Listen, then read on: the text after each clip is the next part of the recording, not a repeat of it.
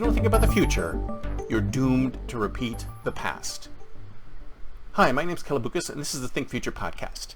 We're talking innovation, startups, the future, not necessarily those, and not necessarily in that order. So, I was interviewing a friend of mine, Jake Jorgovan, who has a number of different companies. And he said something extremely interesting, which I found to be a tenet of startup companies, or of any company in general.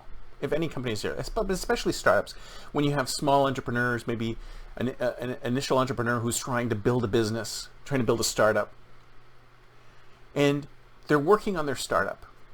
And this happened to me once when I was working with somebody on a startup. And my co-founders, and this is not, this is one of the many startups I had, probably one you've never heard of.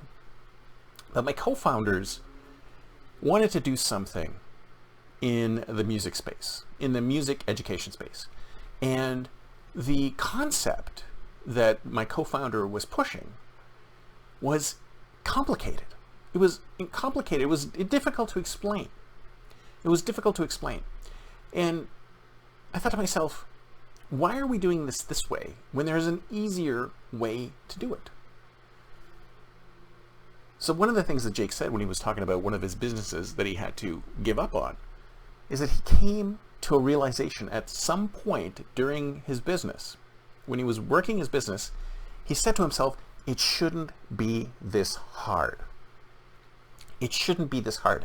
And I thought to myself, that is the perfect phrase to use when you're trying to start a business. You're trying to start a business, you're moving forward, you're getting customers, but then you realize it's just a huge grind and it's really tough to gain traction.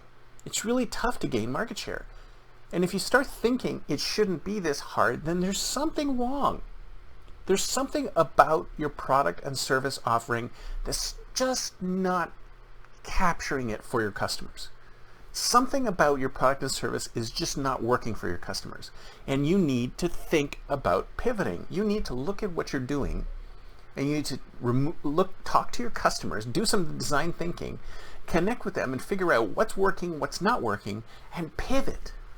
Let's say you had an offering which had tons of different features in it, and you realize that they only used one feature out of this whole thing.